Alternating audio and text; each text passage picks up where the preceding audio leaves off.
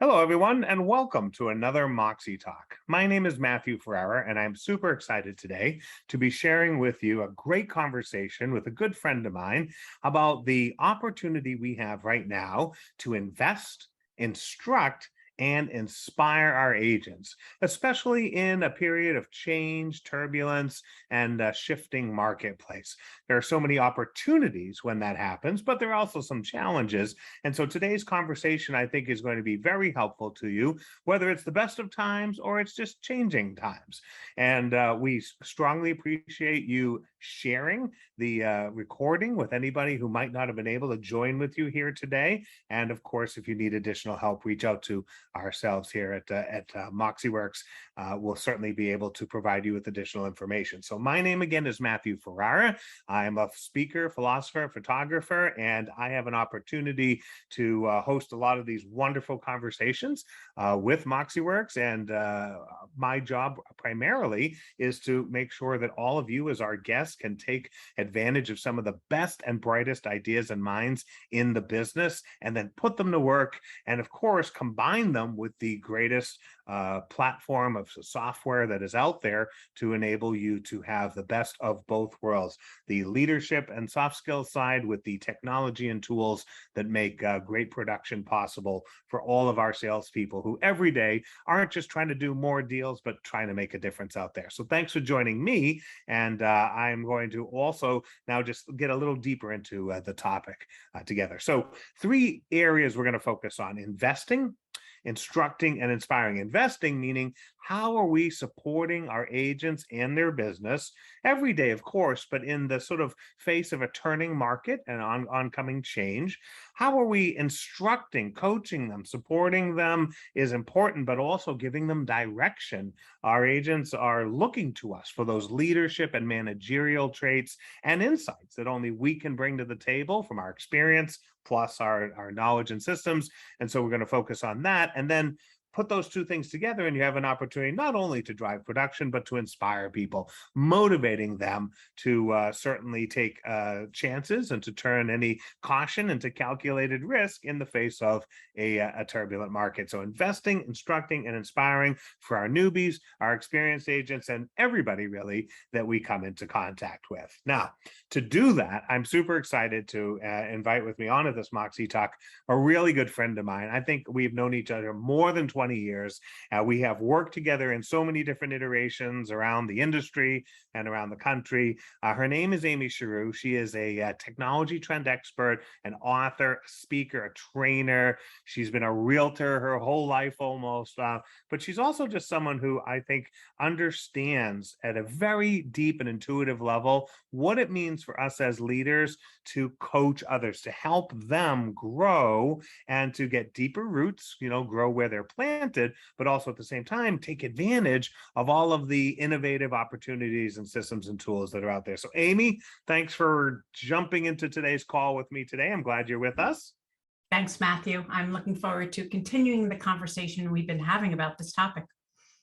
And it's funny, Amy, because you and I have been having this conversation. I think our whole professional careers, really, if you think about it, we've been all in on inspiring people, investing in them, and of course, giving them direction. So when this topic came up, I said, I know exactly who we need to have on this conversation. So, well, let's jump in because there's a lot that we can cover. And you and I certainly have an opportunity with our guests today to try and give them at least some of the major goalposts they should be focused on. Let's talk about the elephant in the room, if you will, which is a changing marketplace. Now, look, markets change all the time, but it's pretty clear at the time of our recording now that something significant is happening in the housing market nationwide. And of course, locally, it's going to be a little different all the time. But is this a question now of rebalancing versus downturn and what I like to just call normalizing, But I think whenever these terms come up, they cause some heart palpitations, some caution to occur in our agents. And it's not that they don't want to go all in on what it takes to keep growing. It's that they need both some direction and some encouragement, if you will. So let's set the stage a little bit. Tell me about the normalizing market and what it's like and not like within which we can now take some leadership actions. Okay, great. Matthew, I keep on getting asked, is the market going to be like it was back in 2008? The next 3 years are not going to be anything like 2006 to 2009. And there's three major reasons. First of all, our surge, 2019 to 2022 was mostly based on some fundamental things. First, low supply, low inventory, low rates, low interest rates, and high demand. More than just a mid-2000 credit bubble, right? We had a little bit of artificiality, if I could use that term, because of people stressing and wanting to move out of urban areas into suburban. So we had a lot of migration, which drove average prices up more than they should have risen.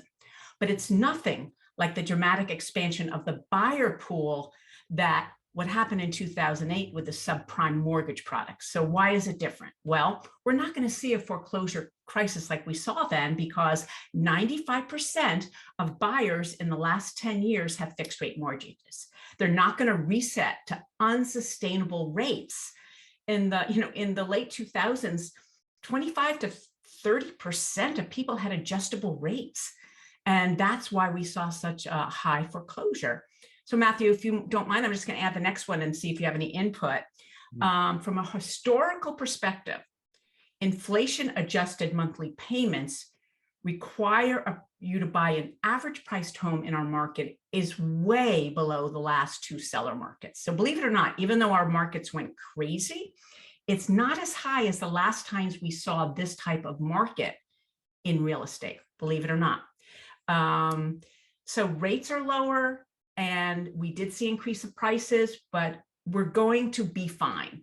The real thing that we have to watch now is that our sales associates in our offices, me included, I have to adjust to the higher inventory environment where listings will take longer to sell, and they may not get the double-digit yearly appreciation.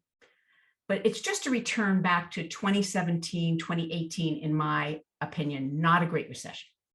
Well, and I like how you put it, Amy, which is in addition to it not being a crisis market, it's moving to higher inventory and moving to longer sales doesn't mean that things won't sell and there won't be things to sell. And, longer, I think, is a bit of a comparative term, longer than one day, longer than 2 days, longer than 1 week. I mean, for goodness sakes, right? There's a sort of normalcy to that. As you were speaking, I was thinking to myself, every point that you were making, I was thinking, truth is, this is really what we do for a living, right? What we do is navigate changes in markets, changes in transactions, changes in circumstances.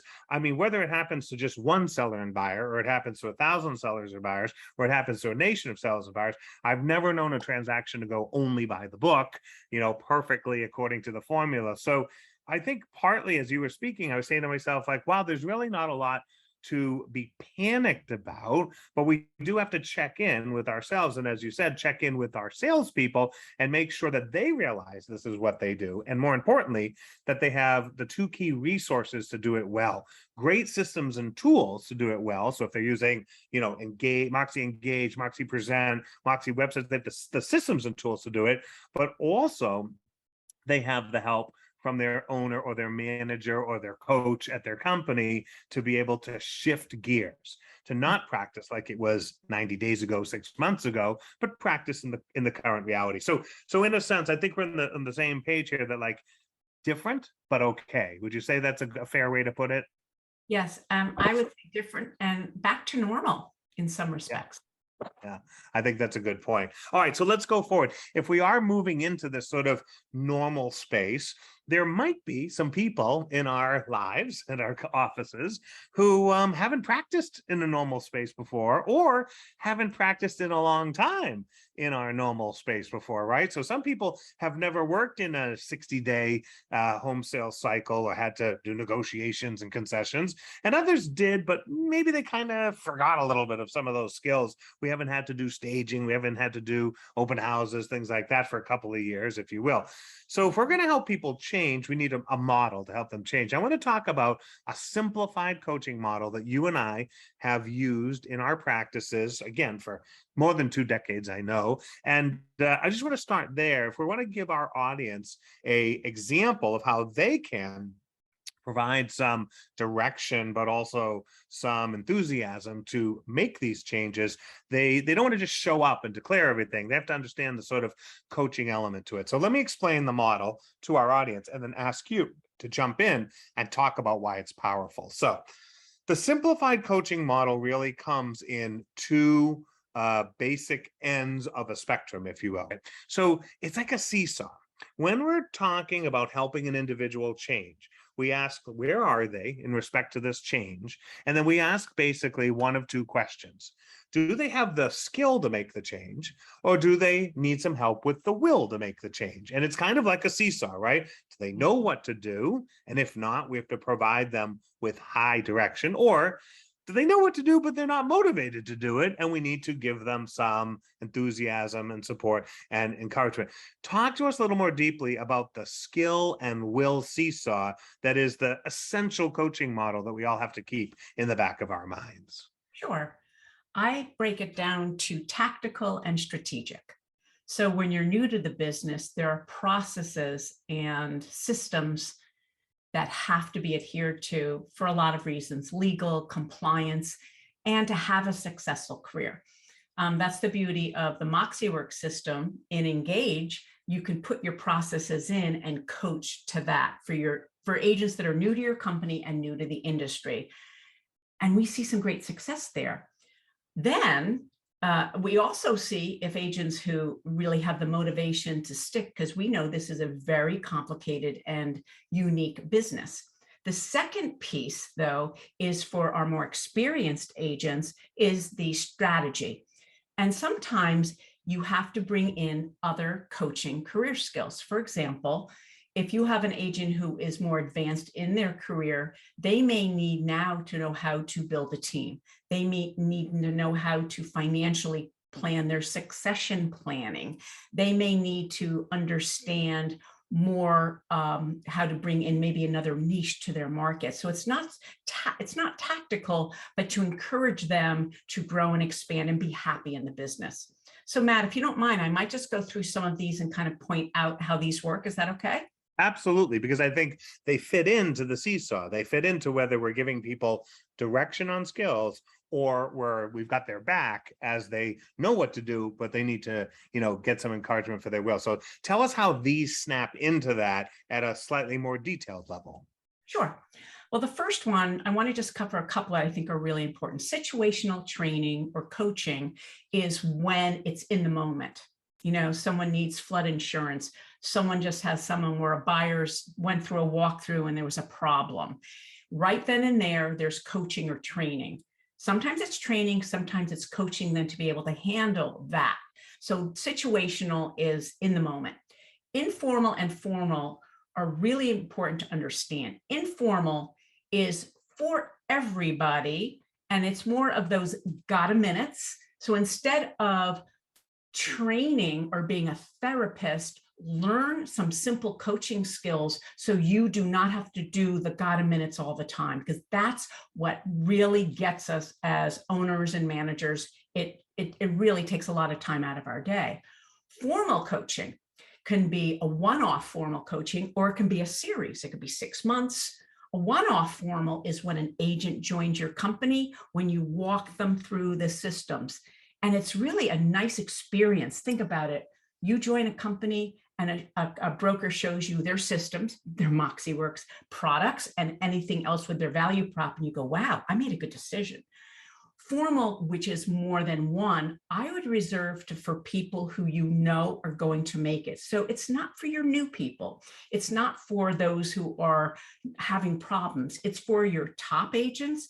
And then those agents, which I call, they're these steady citizens, right? They're the ones who are not your top, but you can enhance their life.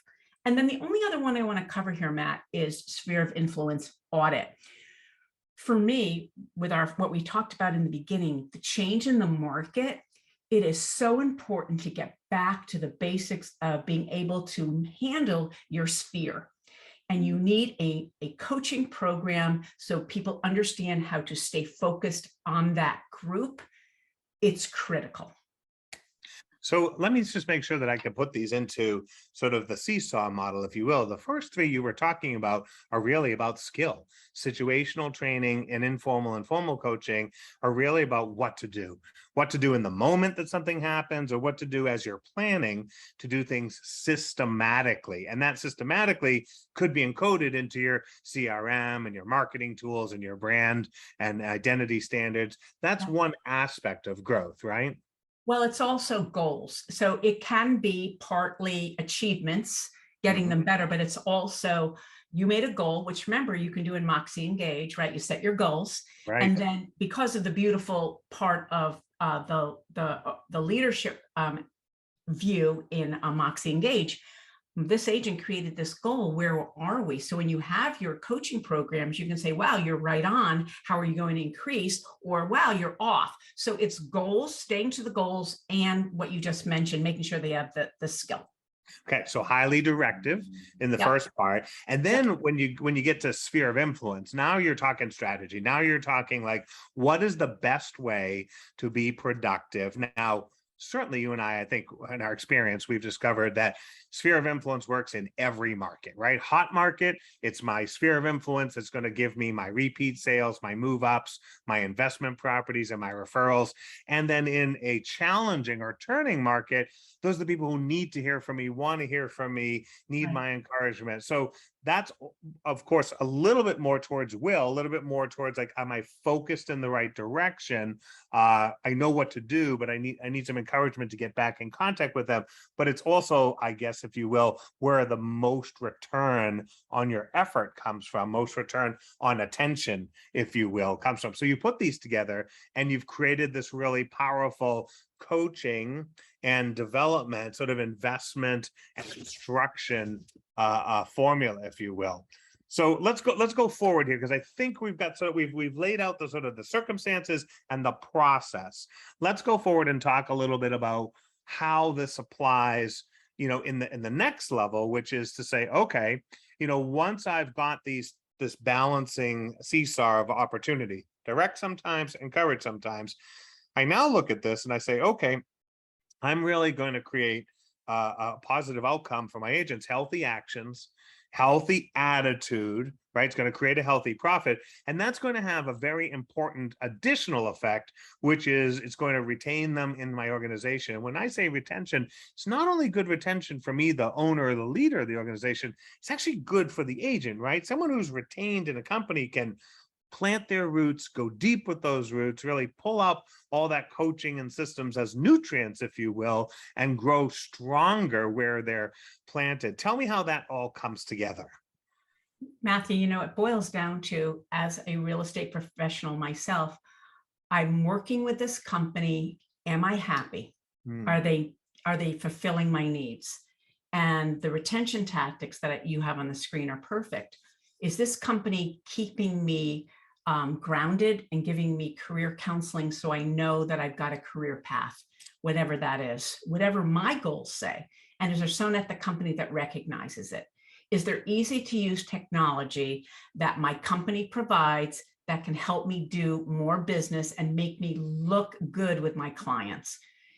Do they also help me leverage what's available to me at the local, at the state, at the national? And is my company someone that connects there so I feel connected? And does my company meet with me? And what you put here, I love, is stay meetings. Have meetings, whether it's a Zoom or in person, and make sure that the salesperson has everything that they need to stay. I will add one more thing, if you don't mind, is any communication that goes out should be a retention message, and it should be in a format that anybody at the company, whether it's staff or whether it's your sales associates, can articulate it, whether they're doing it on social media or if they're in an event with other agents, because their retention will also help with recruiting. Amy, I think that's a really smart idea. And I think if you put all those things together, you see retention not only as a benefit to the organization, but a benefit to the agent. Agents who aren't jumping around from company to company and platform to platform, they're not getting discombobulated. They can focus and they can use their skill and their will to create healthy outcomes. Now, if you do that well, it also has a sort of ripple effect, if you will, right? You and I often talk about the law of attraction, in Yeah. which when you're coaching people, when you provide great systems and tools, they're intuitive, reliable, easy to access technologies, marketing tools, et cetera, you provide great training and coaching, that is not only going to help your existing group get better, but it's going to have a ripple effect out there in terms of recruiting, attracting people who say, I want some of that too, right? I want to have an opportunity to grow at a place long term, and focus on my clients and making a difference, not focusing on where the next off ramp is and on ramp is. Talk about how great coaching leads to good retention, which actually drives good recruiting as well. Just think like what we do if we're looking at a new product or even a restaurant. What do? We Google, we look for testimonials, we look to see what the flavor is out there. If a company, a real estate company, is doing it well, that recruit is looking and seeing, wow, this company is leading the way with innovation. They use tools that will give me a competitive edge and support the full business. You can articulate this in a conversation or an email or a text to a potential recruit. But if your company, your sales associates, and all your communication and marketing is putting it out there, that's the picture they're going to see. And last, and this is what I've been saying over and over actually, is inspire communication engagement through infrastructure. If people can see that other people are happy and that they're doing well with their business because of the tools that that company and the processes that that company offers, that's what's going to pique people's interest. Agents do a lot of co-brokes with other companies. If they can see that the systems and everything works better, that's going to intrigue them. I like how that's put too, because in a sense, the infrastructure, the systems and tools sort of speak for themselves, if you will. And what's kind of neat is that oftentimes there's a lot of communicating. There's a lot of like claims that are made out there, but it's not until people show up and say, like, is the proof in the pudding, right? Are these tools there? Do they work? Are they connected into the training and coaching and support that I get? Do those things not only as investments in me, as instructions to give me direction of where to go, but do they inspire me to actually do the work and grow my career? That actually is let's say a sophisticated formula, but it's doable given how many people have great CRM, great marketing tools, great platforms. And to be honest, in a turning market, I think it's more important to have that than ever, because there will be some people whose only strategy in a turning market will be to cut costs and cut investments and cut resources. And right now, what we should be doing is doubling down, right? We should be taking advantage of that. That's going to grow our organic production, but it's also going to grow our people. It's going to bring people in when people are looking around saying, like, what else is there for me? And who is slow, steady, and maintaining their course on that. All right, let's say that we put all those pieces together, okay? So we've been talking the whole time about sort of how coaching, systems and tools, instruction, encouragement, all have multiple ripple effects, help people be more productive, navigate changing markets, stay where and grow where they're planted, and then, of course, bring in more people. Let's go to our next topic here. I like to think about a way in which all of our viewers can remember all of this. How can they sort of like sum it and remember it? And there's really two things, and this is the first of the two that I want to wrap up with you on. The first is this idea of supporting the whole person, not just the productivity of the agent. I think in the last 3 or 4 years for sure, but the last decade on balance, we've really watched great companies focus on their whole person, everybody, whether it is their agents, their staff, their managers, their leadership team, and not just their per person productivity or their ability to generate ancillary sales.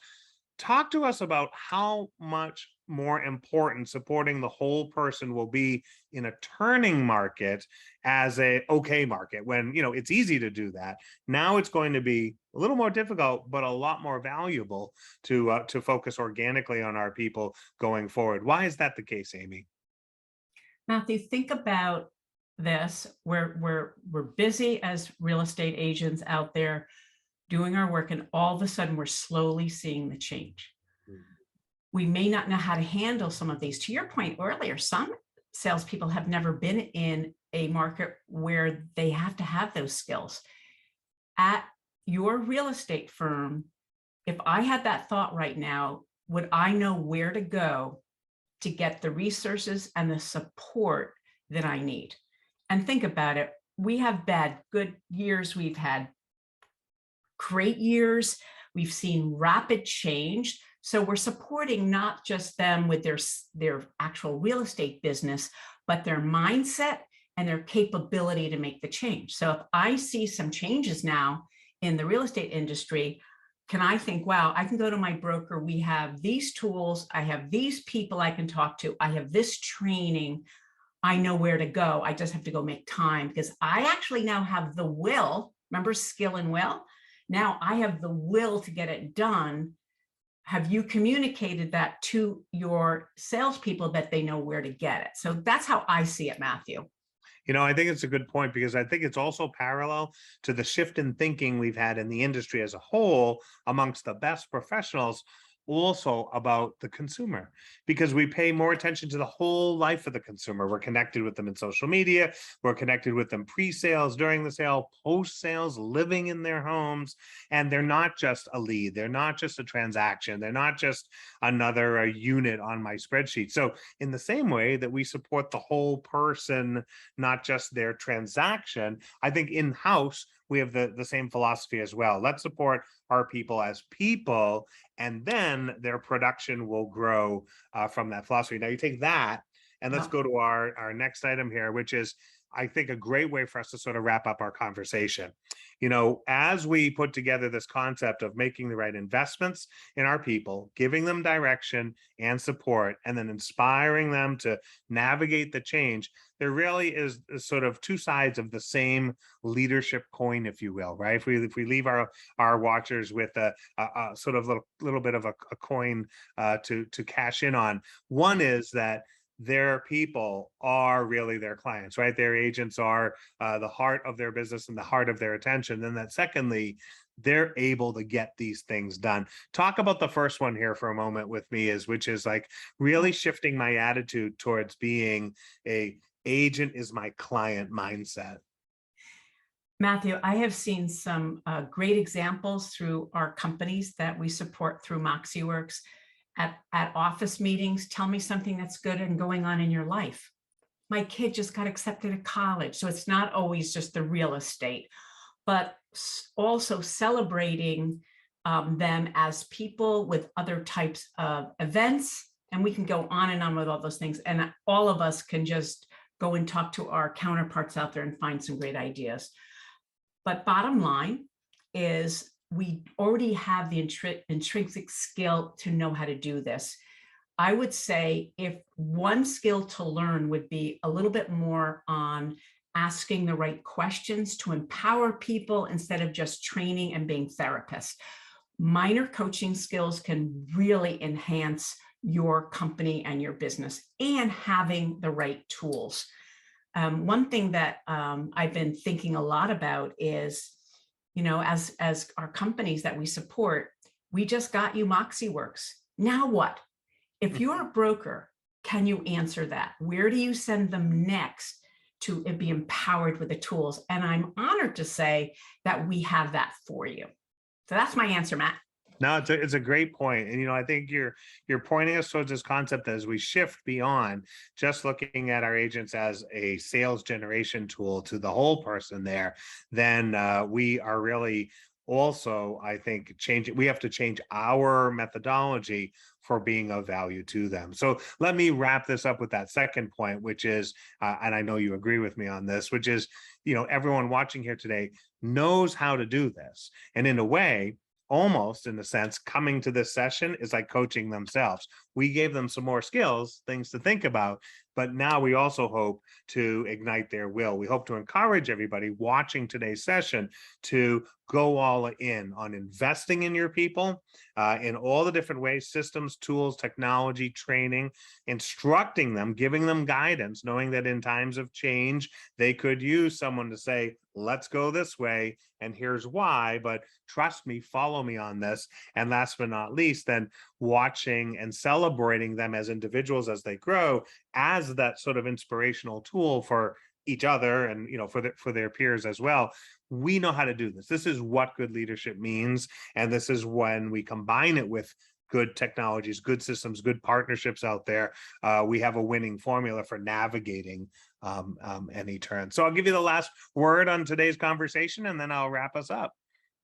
I would recommend for macro data to share with your company, go to listen to the chief economist, Lawrence Yoon at NAR. He puts on a session every month. The numbers that I shared earlier, those are from Lawrence Yoon, and he is super smart, and that will give you the macro. Of course, you need to know your local market, but that would be my tip. And keep on doing what you're doing, because your salespeople count on you to make their lives better. Love it. Not just make their business more, but to make their lives better. Amy, thanks for hanging out with me and for sharing your insights, your knowledge, and your wisdom with our audience. So let me wrap up our conversation here today. I hope you have enjoyed today's session on investing, instructing, and inspiring your people. I know that in changing times, people are going to look to all of you on this call more than ever. The good news is, you know what you're doing, and hopefully you've got the systems and tools to also make that happen as well. Should, of course, you need any help, that's what we are here for. So if you liked anything you heard of in today's conversation, please reach out to us directly. We can put you in contact with Amy. We can give you more resources. We have lots of wonderful, smart people at MoxiWorks who can go deeper into any aspects of what we learned together. We also want to recommend to you that you just take out your camera right now on your smartphone and take a picture of the QR code that is on the screen, even if you have to pause the recording, but then come right back to take a picture of that QR code, because we can actually transmit right to you right now a copy of a very powerful lead generation guide based on Sphere, because we know, again, that that is where the greatest source of our business has been for more than 30 years that I've been in this business, and will be, I'm sure, enhanced by all the things that we do and teach and build in terms of technology and tools. So point your camera at that QR code, and right now automatically get a copy of that special guide. Now, again, I want to thank everybody for watching today's session. Kudos to you for investing in yourself as a leader. I hope you share this with others in your organization. Watch it again. And certainly, if anyone here can help you, please reach out to us. My name is Matthew Ferrara.